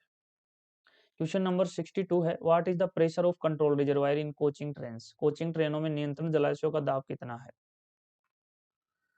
कोचिंग ट्रेन में यहाँ CR की बात कर रहा है, तो CR आपका कनेक्ट होता है BP से, CR आपका कनेक्ट होता है BP से, और BP का प्रेशर क्या है 5 kg 5 kg पर सेंटीमीटर स्क्वायर होता है। और आपका जो AR है वो कनेक्ट होता है फीड पाइप से। फीड पाइप का प्रेशर क्या है 6 kg पर सेंटीमीटर स्क्वायर। तो यहाँ CR के लिए 5 kg पर सेंटीमीटर स्क्वायर ले लेंगे और AR के लिए 6 kg सेंटीमीटर स्क्वायर ले लेंगे। तो यहाँ CR के लिए पूछा गया था, तो CR के लिए 5 kg पर सेंटीमीटर हो जाएगा। तो ये 5 kg पर सेंटीमीटर ऑप्शन बी में दे रखा है, जो कि आपका राइट है। 63 है, if the side of A square is 5 cm what is the area. यदि एक वर्ग का 505 सेमी हो तो क्षेत्र क्या होगा। तो ये 5 इंटू 5 यानी भुजा गुणा भुजा, तो ये 25 हो जाएगा। Option C is correct answer. 5 into 5, 5 को 5 से मल्टीप्लाई कर देंगे तो क्या आ जाएगा 25 आ जाएगा सेंटीमीटर स्क्वायर। उसके बाद टैंक वैगन का कोड ऑफ लाइफ पूछा गया है, जो कि 45 साल होता है। LHB का पूछे तो 35 साल होता है। ICF RCF का पूछे तो 25 साल होता है, याद रखें। 65 है, the level 6 grade pay employees be issued pass. Level 6 के कर्मचारी को कौन सा पास मिलता है। लेवल 6 के कर्मचारी को फर्स्ट क्लास पास मिलता है। यहाँ पास 4 होते हैं। एक होता है फर्स्ट क्लास ए, एक होता है फर्स्ट क्लास ए। कलर होता है इसका वाइट। अब तो खैर ऑनलाइन पास आता है तो कलर से कोई मतलब नहीं है, लेकिन मैं बता देता हूँ। दूसरा होता है आपका फर्स्ट फर्स्ट क्लास होता है, दूसरा आपका होता है फर्स्ट क्लास, जिसमें ये ए का डिफरेंस ए नहीं होता है, फर्स्ट क्लास होता है ओनली। वो उसका फर्स्ट क्लास होता है और इसका कलर जो होता है वो होता है ग्रीन, जो कि आपके JEE और MCM को मिलता है। JEE और MCM को मिलता है। सेकेंड AC का पास होता है ये, JEE और MCM को मिलता है। लेवल 6 में मिलता है ये पास, और इसका कलर ग्रीन होता है। कलर इसका ग्रीन होता है और लेवल 6 के लिए होता है ये। उसके अलावा एक होता है आपका सेकेंड क्लास ए। सेकेंड क्लास ए होता है। सेकेंड क्लास ए जो होता है उसका कलर होता है येलो, पीला होता है, येलो कलर उसका होता है। और उसको थर्ड एसी में उसको यूज ले सकते हैं। जो पीला पास होता है उसको थर्ड एसी में यूज ले सकते हैं। कलर उसका येलो होता है। और एक होता है आपका पिंक यानी गुलाबी कलर होता है, वो होता है सेकंड क्लास पास। वो होता है आपका सेकंड क्लास पास होता है, और उसका कलर जो होता है पिंक होता है।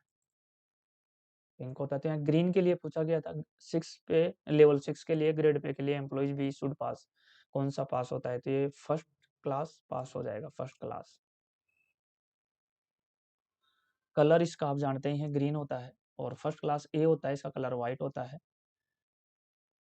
तो यहाँ क्या आ जाएगा, यहाँ फर्स्ट क्लास ऑप्शन ए है, यहाँ आ जाएगा। क्वेश्चन नंबर 66 है,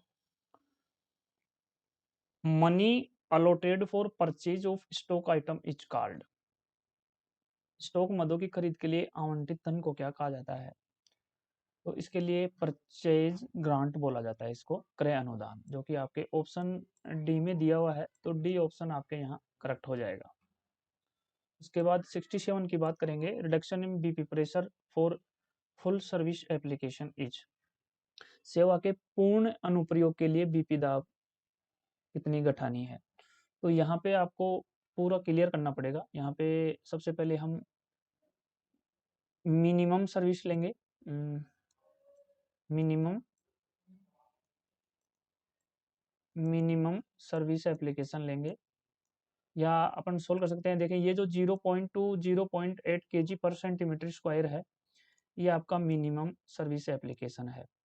उसके बाद जो आपका ये मिनिमम सर्विस एप्लीकेशन है, ये 0.8 से 1.0 kg सेंटीमीटर स्क्वायर जो ऑप्शन बी में दे रखा है, ये आपका सर्विस एप्लीकेशन है। ये आपका सर्विस एप्लीकेशन है। और जो ये फुल सर्विस एप्लीकेशन की बात कर रहा है, ये आपके 1.0 टू 1.5 kg पर सेंटीमीटर स्क्वायर की बात कर रहा है। और इसके बाद में जो एक आता है वो आता है फुल सर्विस एप्लीकेशन। वो क्या आता है? फुल सर्विस एप्लीकेशन आता है। उसके लिए आप 1.5 से 3.8 kg पर सेंटीमीटर स्क्वायर आता है, सेंटीमीटर स्क्वायर आता है। तो यहाँ पे ओनली फुल सर्विस एप्लीकेशन की बात कर रहा है, तो उसके लिए 1.0 टू 1.5 kg पर सेंटीमीटर स्क्वायर, यानी ऑप्शन ए आपका यहाँ बिल्कुल करेक्ट है। उसके बाद हम बात करेंगे 68 की। What is the choke diameter of guard emergency brake valve? यहाँ choke diameter of guards emergency valve की बात कर रहा है। आपातकालीन ब्रेक वाल के चोक का व्यास पूछ रहा है ये, तो चोक का व्यास यहाँ 5 mm हो जाएगा, जो कि ओके ऑप्शन में बी में दिया हुआ है, तो बी आंसर यहाँ करेक्ट हो जाएगा। चलिए उसके बाद हम बात करेंगे 69 की। During brake release air from BC goes to, brake release के दौरान बीसी से वायु कहाँ चली जाती है? बहुत ही सुपरहिट प्रश्न है और अच्छा प्रश्न है, ये आता रहता है। तो यहाँ एटमोस्फियर आपके बीसी से, जो ब्रेक सिलेंडर से वो हवा जाती है एटमोस्फियर में जाती है वातावरण, डी ऑप्शन आपका यहाँ करेक्ट है। उसके बाद 70 है, for encashment of leave salary minimum leave balance should be days. छुट्टी वेतन के नकदीकरण के लिए न्यूनतम छुट्टी शेष कितने दिन होना चाहिए? तो ये पूरे सेवा काल में हम 60 छुट्टियों का एनकेसमेंट करा सकते हैं, और ये 10-10 के टुकड़ों में 10-10 के टुकड़ों में 6 बार कराई जा सकती है 2 ईयर्स के गैप पर, जिसको ब्लॉक पीरियड बोला जाता है। 2 ईयर्स के गैप पर कराई जा सकती है। तो टोटल सर्विस काल में हम 60 दिनों की छुट्टी का नकदीकरण करवा सकते हैं। लेकिन ये किस कंडीशन में करवाई जा सकती है? जब आपके अकाउंट में कम से कम 30 सैलरी शेष रहनी चाहिए। यानी कि यदि आप 40 छुट्टी आपके पास अकाउंट में, जब आप 10 का नकदीकरण करवा पाएंगे। यदि 39 भी छुट्टी आपके अकाउंट में, तो आप ये काम नहीं कर सकते। तो यहाँ ऑप्शन 30 डेज आ जाएगा, ऑप्शन ए आपका यहाँ करेक्ट हो जाएगा। उसके बाद 71 है, how many brake disc are provided on one axle? एक धुरी में कितने ब्रेक डिस्कों को उपलब्ध कराया जाता है? तो ये जो आपका एक्सल है, इसमें एक ब्रेक डिस्क यहाँ लगा होता है, एक यहाँ लगा होता है, तो ये 2 की संख्या में होता है। तो बी ऑप्शन आपका बिल्कुल करेक्ट हो जाएगा। उसके बाद 72 है, एक रेलवे कर्मचारी के स्थानांतरित ट्रेनों की दूरी 990 किलोमीटर और कितने दिनों के कार्यभार ग्रहण करने का हकदार है? The distance of transferred station of railway employee is 990 kilometre, he is entitled for joining time। तो 1000 किलोमीटर तक, 0 से 1000 किलोमीटर तक 10 दिन का मिलता है, और 1001 से 2000 तक ये 12 दिन का मिलता है, और 2001 से अबोव के लिए ये 15 दिन का मिलता है। यदि आप बाई एरोप्लेन जाते हैं, बाई एयर जाते हैं, और 2001 से अबोव है, तो फिर आपको ये 12 दिन का मिलता है। तो यहाँ 990 किलोमीटर तक का है, तो 10 दिन हो जाएगा। 10 दिन आपका ऑप्शन बी में दिया हुआ है, जो कि राइट है। 73 है, the standard wheel gauge of goods wagon is, माल डिब्बे का मानक पहिया गेज क्या है? तो ये चाहे आपके गुड्स वैगन का पूछे, चाहे आईसीएफ आरसीएफ का पूछे, चाहिए एलएचबी का पूछे, ये तीनों में स्टैंडर्ड जो होता है वो तीनों में 16 mm होता है। ये एलएचबी में भी स्टैंडर्ड 1600 होता है, आईसीएफ आरसीएफ में भी ये 1600 होता है, और गुड्स वैगन के लिए भी ये 1600 mm होता है। हाँ, आईसीएफ आरसीएफ के लिए ये प्लस माइनस, प्लस प्लस में 2 और माइनस में 1 होता है। एलएचबी के लिए प्लस माइनस 1 होता है। यहाँ ये थोड़ा ध्यान रखें। तो यहाँ सी आंसर बिल्कुल करेक्ट है। 72 की बात करें, what is the frequency of verification of tools and plant items by accounts? लेखा द्वारा औजारियों संयंत्र मदों के सत्यापन की फ्रीक्वेंसी क्या है? तो ये 3 साल में एक बार है, ऑप्शन सी बिल्कुल करेक्ट हो जाएगा। 75 है, सेवानिवृत्ति से पहले सेवा में रहते हुए औसत वेतन छुट्टी का अधिकतम नकदीकरण है। तो ये सेवानिवृत्ति से पहले 60 एलईपी का अपन करवा सकते हैं, और ये 10-10 के टुकड़ों में 10-10 के टुकड़ों में 6 बार कराई जा सकती है। 10-10 के टुकड़ों में 6 बार करवाई जा सकती है, लेकिन जो अंतराल रहेगा वो 2 वर्ष का रहेगा। 2 वर्ष के अंतराल पे ये आप करवा सकते हैं। तो यहाँ पे क्या है, यहाँ पे ऑप्शन बी आ जाएगा, 60 एलईपी करेक्ट हो जाएगा आपका। और रिटायरमेंट पे आप जानते ही हैं, रिटायरमेंट पे 300 छुट्टियों का नकदीकरण होता है, और 300 से ज़्यादा अपन जोड़ भी नहीं सकते। 300 से ज़्यादा आप यदि जोड़ते हैं तो वो क्या हो जाती है, और लैप्स हो जाती हैं। 300 छुट्टियों से ज़्यादा जोड़ते हैं तो लैप्स हो जाती है। हाँ, LHAP लीव ऑन हावरेज पे को अपन अनलिमिटेड जोड़ सकते हैं। लियो एन एवरेज पे को अपना अनलिमिटेड कितने भी जोड़ सकते हैं। LHAP 1 साल की 20 मिलती है, 10-10 के टुकड़ों में 2 बार मिलती है। LAP 1 साल की 30 मिलती है, जो कि 15-15 के टुकड़ों में 2 बार मिलती है, जनवरी से जून और जुलाई से दिसंबर। तो ये LAP 30, HLAP 20 और CL आपके अगर आप वर्कशॉप में है तो 8, ओपन लाइन में है तो 10, ये ध्यान रखें। 76 है, LAP shall be credit to a railway servant at the rate of, एक रेल सेवक को किस दर से औसत वेतन छुट्टी जमा किया जा सकता है। तो देखिए 1 साल की ये 30 मिलती है आपको, 1 साल की 30 मिलती है, 1 साल में महीने होते हैं 12, तो 30 को डिवाइड करेंगे 12 से तो ये 2.5 आ जाएंगे, यानी 2.5 आ जाएंगे। या फिर आपको यूं भी कैलकुलेट कर सकते हैं, 6-6 महीनों के टुकड़ों में मिलती है, 15 LAP मिलती है 6 महीने की, और फिर 15 LAP मिलती है 6 महीने की, यानी 1 साल में ये 30 मिलती है, 1 साल में ये 30 मिलती है। तो यहाँ डिवाइड बाई आप 15 से 6 करेंगे, डिवाइड बाई 15 से 6 करेंगे, डिवाइड बाई 15 से 6 करेंगे तो ये आपके 2.5 आ जाएंगे, ये आपके 2.5 आ जाएंगे, जो कि ऑप्शन ए में दिया हुआ है। तो ए ऑप्शन आपका यहाँ करेक्ट हो जाएगा। उसके बाद हम बात करेंगे 78 की बात करेंगे, non stock indents above RS 10 lakh have to be approved by, जो 10 लाख रुपए से अधिक की गैर स्टॉक मांग पत्रों को कौन अप्रूव कर सकता है, तो ये PHOD कर सकता है, PHOD CHOD कर सकता है, यानी विभाग का प्रधान, मुख्य अध्यक्ष और मुख्य अध्यक्ष इसको कर सकते हैं। तो डी ऑप्शन यहाँ करेक्ट हो जाएगा। 79 है, under which rule of discipline and appeal rule 1 October 1968 is inquiry officer nominated, अनुशासन एवं अपील नियम के किस नियम के तहत जांच अधिकारी नामित किया जाता है। तो जांच अधिकारी जो नामित किया जाता है, जांच अधिकारी की जो नियुक्ति होती है वो स्टैंडर्ड फॉर्म तो यूज किया जाता है SF7, और discipline and appeal rule 1 October 1968 का जो नियम नंबर 9 है, जो नियम 9 है उसके तहत ये की जाती है। तो रूल नंबर 9 यहाँ बिल्कुल करेक्ट है। उसके बाद हम बात करेंगे power car code is of LHB design, यानी LHB डिजाइन के पावर कोड का कोड क्या होता है, तो वो LWLRRM हम होता है, LWLRRM होता है 5 टन।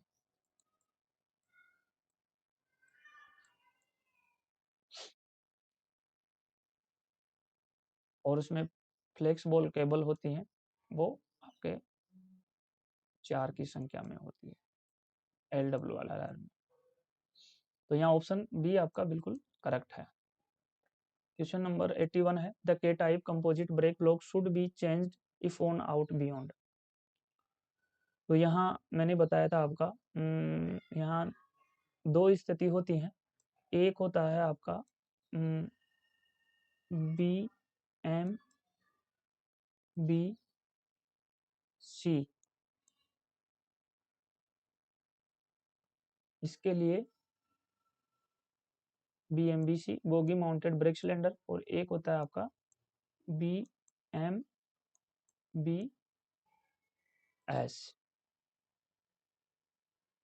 ये, और इसमें लगते हैं आपके L टाइप और K टाइप, L टाइप और K टाइप लगते हैं, L टाइप और K टाइप लगते हैं। K टाइप के लिए हो जाता है आपका 12 mm, K टाइप के लिए हो जाता है ये 12 mm, पूरे पर्सन में मैंने इनको बता दिया है तो आप ध्यान रखें 10 mm। तो L टाइप के लिए 10 mm हो जाएंगे, K टाइप के लिए 12 mm हो जाएंगे। तो यहाँ 12 ऑप्शन आपका B answer is correct answer हो जाएगा। 82 है, the diameter of air brake cylinder box and wagon is. तो यहाँ पे बॉक्स एंड वैगन का एयर ब्रेक सिलेंडर का डायमीटर पूछा है, जो कि 355 होता है, और 355 mm आपके ऑप्शन बी में दिया हुआ है, option B is correct answer. 83 है, principle application of brake accelerator is, brake accelerator किससे जुड़ा होता है, तो ये रेक के प्रत्येक कोच में emergency braking in each coach of rake, emergency braking in coach of rake, option A आपका यहाँ बिल्कुल करेक्ट हो जाता है। उसके बाद 84 है, प्रोप्राइटरी आर्टिकल सर्टिफिकेट, यानी AAC PAC, PAC यानी कि PAC, PAC proprietary article certificate is to be issued for the item required to be purchased from, यानी से करो के लिए आवश्यक मदों की स्वामित्व प्रमाण पत्र जारी किया जाना है, तो ये single firm only. Single from only, option A यहाँ बिल्कुल करेक्ट है। उसके बाद 85 की बात करेंगे, railway servant conduct rule 1966 rule 3A is related. तो जो ये यहाँ इसमें रूल 3 है वो किससे संबंधित है, 3A पूछा गया है, तो वो आपके प्रॉम्प्टिंग एंड कटर्सी तत्परता और शिष्टाचार से संबंधित है। राजनीति में भाग नहीं लेना, ये आपके रूल नंबर 5 है। और यहाँ जो सबसे ज्यादा पूछा जाता है वो एक पूछा जाता है थर्ड सी, थर्ड सी। एक पूछा जाता है आपका 15A, 15A पूछा जाता है। एक पूछा जाता है आपका 22A, एक पूछा जाता है आपका 13A। ये जो थर्ड सी है ये sexual harassment of female employ है, कार्यस्थल पर महिलाओं के यौन उत्पीड़न से संबंधित है। और ये 15A है, ये आपके क्वार्टरों के दुरुपयोग से संबंधित है, यानी क्वार्टर किराए पे देना, खाली नहीं करना, क्वार्टर पर अनैतिक कार्य करना, क्वार्टर पर भेड़ बकरियां रखना, ये 15A के अंतर्गत आता है। 22A है जो आपके ड्यूटी पर जाने से पहले 8 घंटे की यहाँ बात देता है। ड्यूटी पर जाने से पहले 8 घंटे तक वैसे पहले आप कोई भी नशीली गोलियां या मादक पदार्थों का सेवन नहीं करोगे, यानी दारू बियर शराब नहीं पियोगे। 13A है जो आपके दहेज से संबंधित है, ये दहेज से रिलेटेड है, तो ये भी पूछा जाता है। इसके अलावा 13 भी पूछा जाता है जो उपहार से संबंधित है, उपहार से संबंधित है। रेल कर्मचारी के सम्मान से यहाँ 14 है, सरकार की आलोचना से रूल नंबर 9 है, प्रेस मीडिया टीवी अखबार से संबंधित 8 है, छुआछूत से संबंधित 23 है, दिवालिया या आतंक कर्मचारी से संबंधित 17 है, प्रदर्शन या धरना प्रदर्शन हड़ताल से संबंधित आपके 7 है, और अपने रिश्तेदार या जानकार को कंपनी या फर्म में रेलवे के नजदीक रिश्तेदारी और रोजगार पर प्रतिबंध है। तो ये मुख्य मुख्य हैं जो पूछे जाते हैं। छुआछूत से संबंधित रूल नंबर 23 है। 22A है जो किसी कारखाने में, सॉरी ये जो 22A है ये 14 वर्ष से कम बच्चों को रोजगार नहीं देना है। और ये जो मैंने बताया है 22, ये ड्यूटी पर जाने से पहले, ड्यूटी पर जाने से पहले मादक पदार्थों की सेवन नहीं करने से है, तो यहाँ ये ध्यान रखें। 22A जो मैंने बताया था वो बताया था ये है 22A है जो आपके 14 वर्ष से कम बच्चों के रोजगार नहीं देने से, ये ध्यान रखें। यहाँ पे ड्यूटी पे 8 घंटे से जाने से पहले किसी प्रकार की नशीली गोलियां या मादक पदार्थों के सेवन से संबंधित 22 है, ओनली 22 है, ये ध्यान रखें। उसके अलावा 86 है, what is maximum width over body of LHB coaches. LHB कोचों के मलबे की अधिकतम चौड़ाई कितनी होती है। Maximum width over body of LHB coaches यानी मैक्सिमम चौड़ाई कितनी है। तो यहाँ पे 32-40 हो जाएगी, 32-40 है जो आपके LHB की हो जाएगी, और 32-45 है जो आपके ICF RCF की हो जाएगी। ये आपके ICF और RCF की हो जाएगी, 32-40 आपके LHB की हो जाएगी। तो यहाँ जो 32-40 है वो ऑप्शन बी में दे रखा है।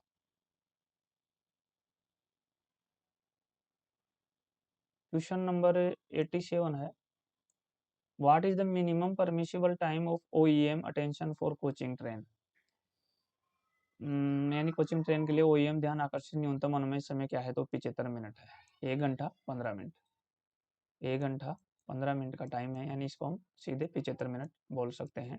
1.25 घंटे का टाइम होता है ये, लेकिन हम इसको सीधा यहाँ 75 मिनट बोल सकते हैं, 1.25 घंटे का टाइम होता है, तो ऑप्शन ए यहाँ बिल्कुल करेक्ट हो जाएगा। उसके बाद 88 है, what is the nominal lateral clearance between side frame and bolster in case of 22W, 22WM, 22NL, 22NLB के बीच सामान्य लेटरल क्लियरेंस कितना होता है। तो यहाँ पे ये 18 mm है, जो राइट आंसर है, 18 mm होता है इनका, option C is correct answer. और ये जो बहुत ही सुपरहिट क्वेश्चन है, what is the purpose of manipulator, तो ये फॉर डाउन हैंड वेल्डिंग के लिए आता है, तो ऑप्शन बी में दे रखा है, तो बी आंसर आपका ये करेक्ट हो जाएगा। नकल एवं गार्ड आर्म के नोच के बीच की वीर सीमा की दूरी पूछा है, तो ये 130 mm होती है। Wear limit of distance between the nose of नकल एंड गार्ड आर्म, तो ये 10103 mm, यानी option D 130 mm right answer हो जाएगा आपका। उसके बाद 91 है, buffer centre stapler is provided between, यानी बफर सेंटर स्टेपनर किसके बीच प्रदान किया, तो main stock and axillary head stock के बीच फिट किया जाता है। तो ये आपका ऑप्शन ए बिल्कुल यहाँ करेक्ट हो जाता है। उसके बाद डंप वाल का उपयोग होता है, तो ये ब्रेकिंग एंड डी ब्रेकिंग दोनों में होता है, ब्रेकिंग और ओनली डी ब्रेकिंग। तो ये both braking and debraking दोनों में होता है डंप वाल का, तो सी आंसर यहाँ सही हो जाएगा। यहाँ 93 है, दुर्घटना नियमावली में रेलगाड़ी का विभाजन आता है, तो ये जे क्लास 5 में आ जाएगा, जे क्लास 5 में आ जाएगा रेलगाड़ी का विभाजन। ए में आप जानते ही हैं कोलिजन से संबंधित हो आता है, डी आपके ड्रिलमैन से संबंधित है, ड्रिलमैन से। और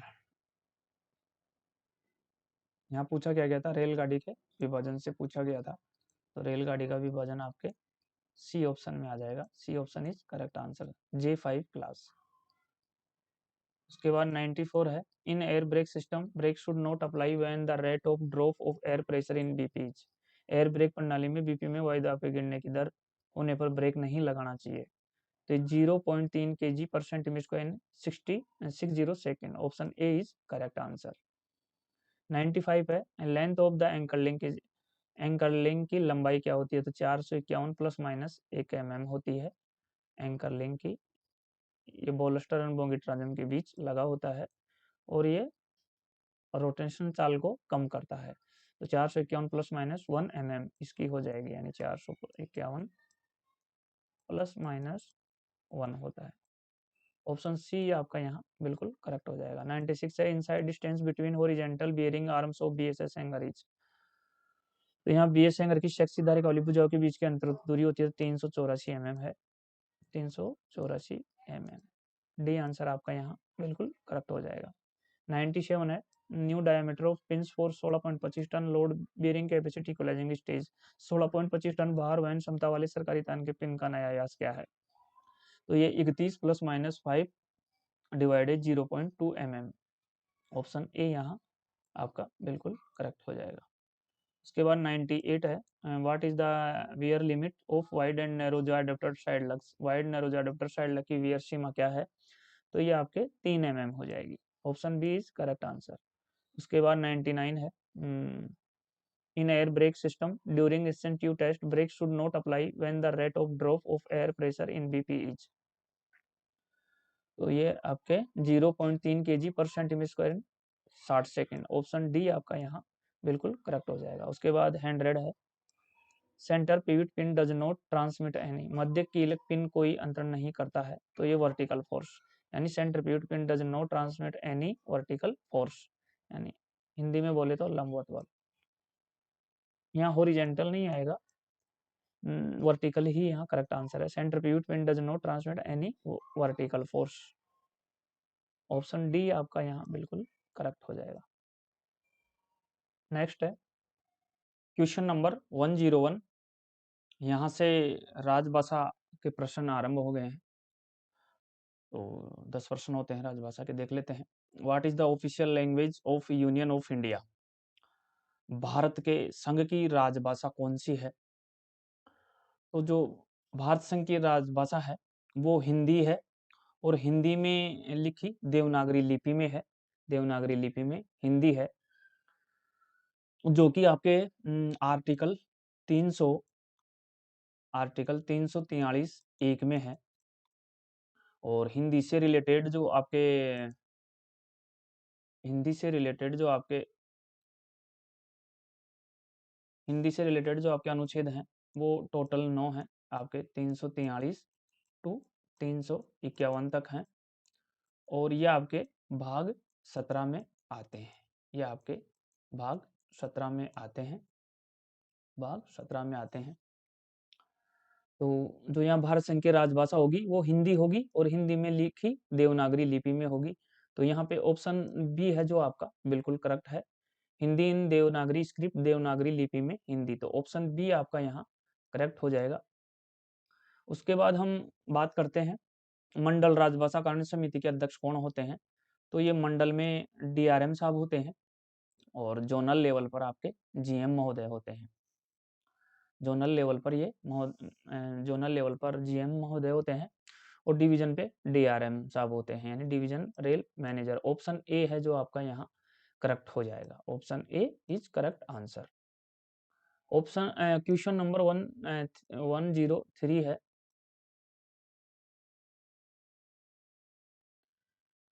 103 है, what is the target fixed in annual programme for letters received in Hindi to be answered in Hindi. वार्षिक कार्यक्रम में हिंदी में प्राप्त पत्रों का उत्तर हिंदी में दिए जाने का निर्धारित लक्ष्य क्या है? तो ये आपके 100% है। ये आपके 100% है। ये आपके 100% है। ऑप्शन बी है जो यहाँ पे 1 दे रखा है, तो इसको 100 कर लेते हैं। इसको 100 कर लेते हैं, 100%। तो ऑप्शन बी आपके यहाँ करेक्ट हो जाएगा। उसके बाद हम बात करते हैं 104। In which order name and designation boards kept on conference tables are to be exhibited. सम्मेलन मेज पर प्रदर्शित किए जाने वाले नाम एवं पदनाम बोर्डों का क्रम क्या है?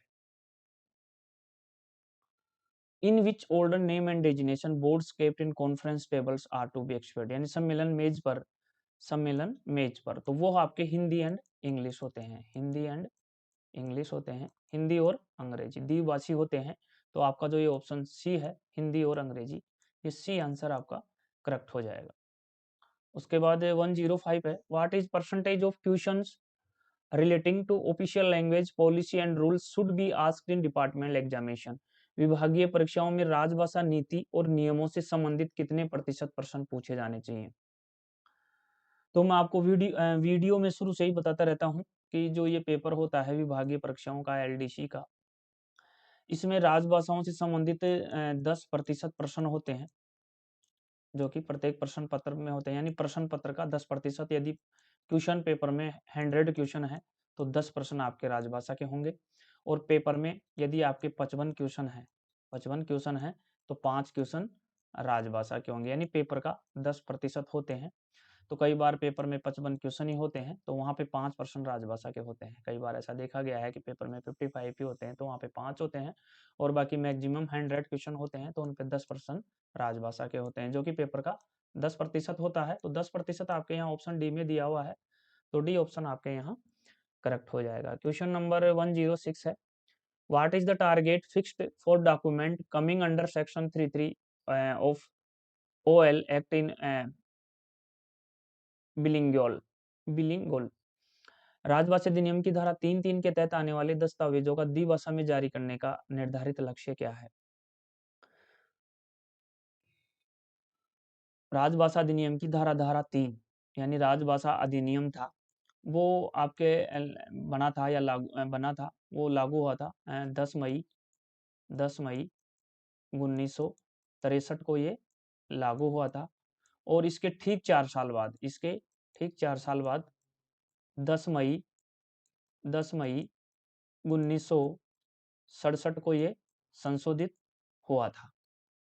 यहाँ पे राजभाषा अधिनियम की धारा 3(3) की बात हो रही है, जो कि धारा 3(3) जो प्रभावी हुई थी वो हुई थी 26 जनवरी 1965 को प्रभावी हुई थी। और इसमें टोटल 14 दस्तावेज आते हैं। टोटल 14 दस्तावेज होते हैं जो कि हिंदी एंड इंग्लिश दोनों में होने चाहिए, जो कि हिंदी एंड इंग्लिश दोनों में होने चाहिए। इनका जो निर्धारित लक्ष्य है वो 100% है, वो आपके 100% है। तो ये अपना 100% इसको कर लेंगे। ये वैसे एक के समकक्ष पूछा गया है, तो ये 0.85 है, 0.55 है, 0.3 है। तो यहाँ पे एक का मतलब 100 ही है, लेकिन इसको 100 बना लीजिए आप सुविधा के लिए। तो ये ऑप्शन डी आपका यहाँ करेक्ट हो जाएगा। ऑप्शन डी राइट आंसर हो जाएगा।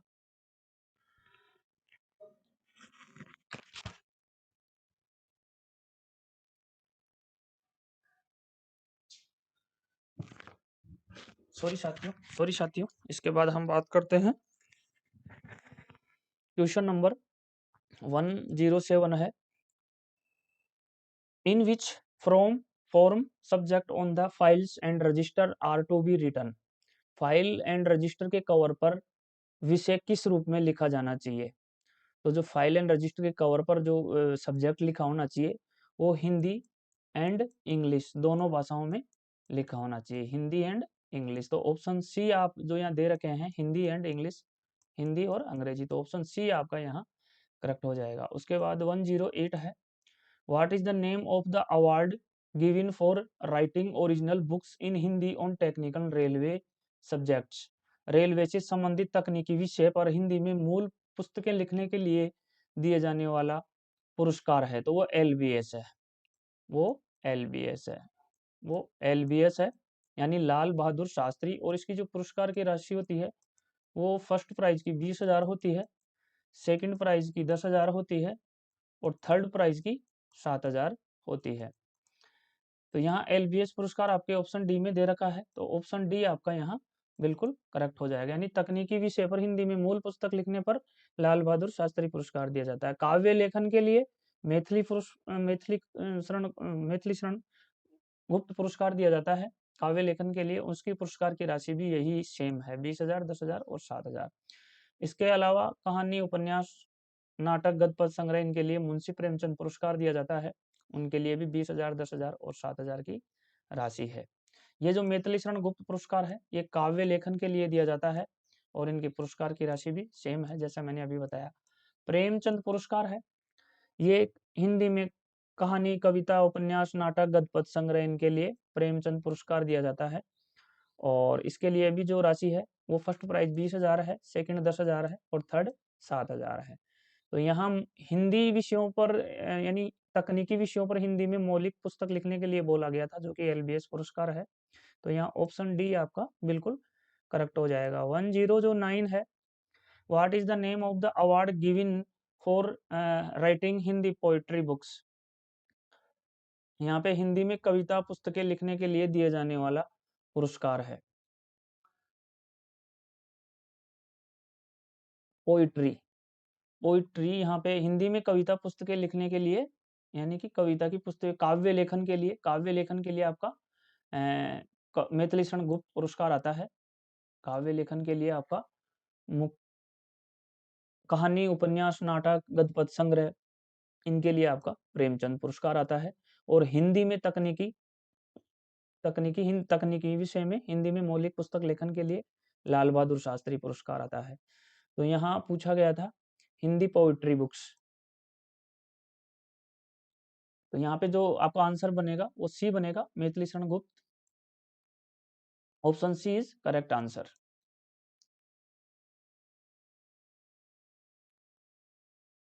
Goa comes under region, Goa के क्षेत्र के अंतर्गत आता है, यानी Goa comes under region, Goa किस क्षेत्र के अंतर्गत आता है। यहाँ टोटल अपन बात करेंगे 28 राज्य और 8 केंद्र शासित प्रदेशों की यहाँ अपन बात करेंगे।